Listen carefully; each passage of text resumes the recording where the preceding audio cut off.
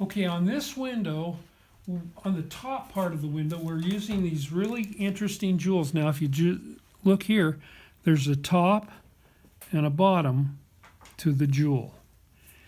And so there's all these facets that come in from either side. And look how cool this is. If you... I can just see your hand. Look how cool that is. Kaleidoscopy. Isn't that cool?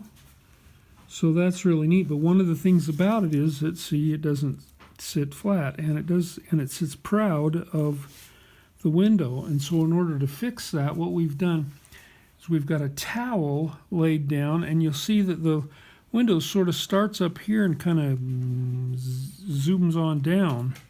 So it's kind of at an angle here, but that allows us to be able to drop our little jewel into it, and it rests down in. Now this one needs to be ground a little bit so that it'll fit in there just right, and the same thing is true with this one, but I've got foil on it that needs to be removed. But this is also, it's not as radical. See, it's got a flat bottom and a pointy top. Anyhow, that one will fit in there.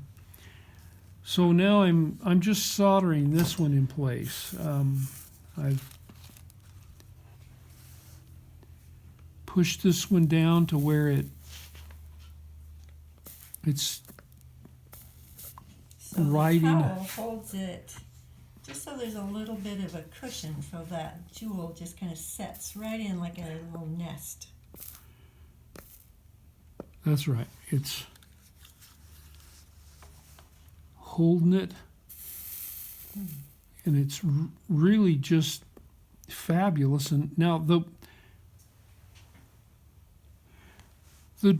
jewels down on that end all are flat, so they don't need to be jacked up above the height of the window.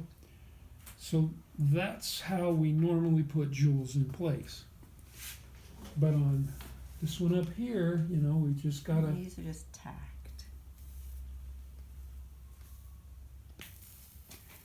Were you saying that those are tacked? Yeah.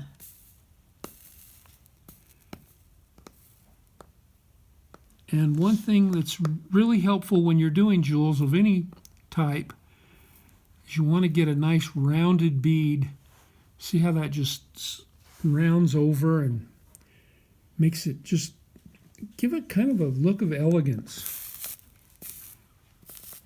Okay, that's it. Hope you join us on our next video, and make sure and click the thumbs up. Give us a comment. See you next time.